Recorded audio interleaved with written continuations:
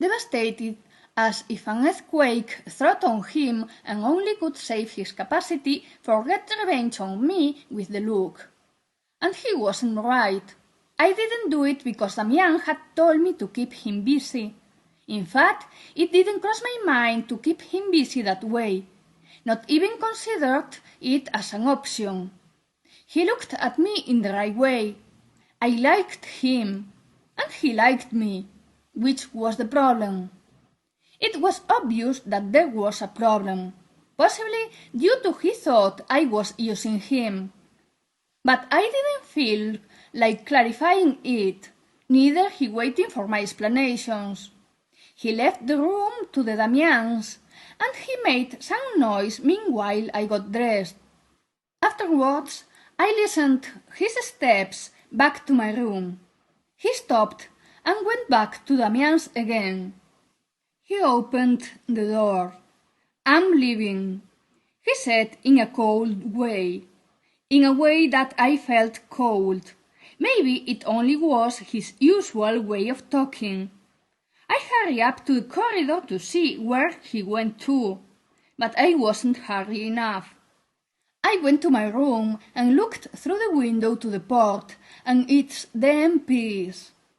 The stomach let me know it was lunch time, and I started to wish the room were full board because I was completely broke.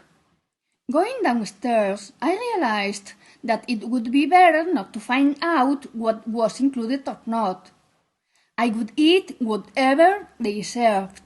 I would sleep on that room and use that wonderful clothes until they kicked me out, with no remorse.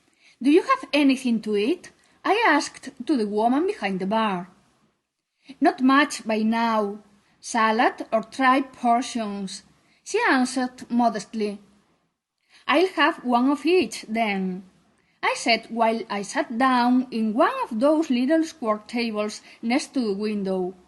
The woman rummaged inside the bar and came out with 2 dishes plenty of sweet-smelling food, a little basket with 2 pieces of bread, and a glass of water that she left on the table with a smile at my disposal. It smelled. Everything was really sweet-smelling.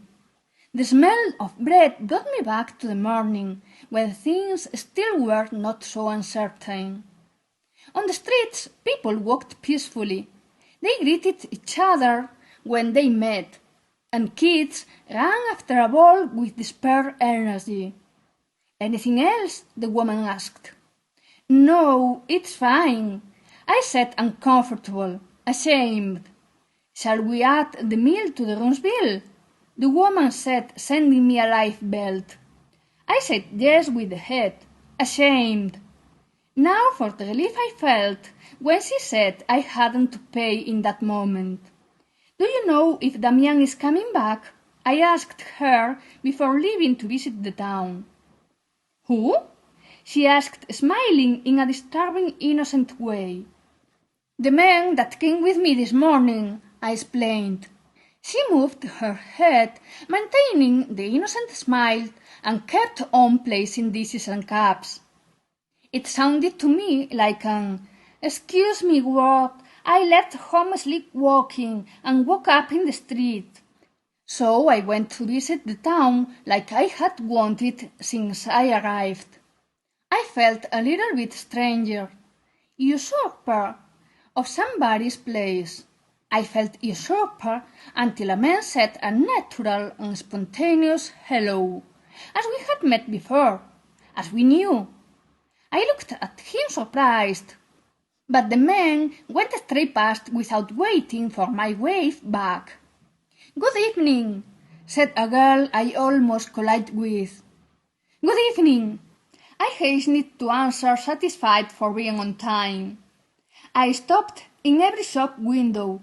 There were every shapes and colors clothes, impressive shoes, household goods, medicines, cakes, and every kind of food. I had just finished my meal and I was hungrier than ever. I wanted to taste everything and completely broke. I went to the port. It was calming its activity that was moving to the bars opposite. I approached Shiny. Outside, on the tables, couples with children and quiet conversationalists. Inside, rowdy racket and dominoes knocks on the table. I stared at them with envy. Made few women on the bar's window to attract my attention. They waved at me to go in. They looked funny, reminded the girls. I felt homesick again. I felt the mist again. Come in, they said. Go in, the waiter said. They couldn't sell the sardine in the morning. It's on the house.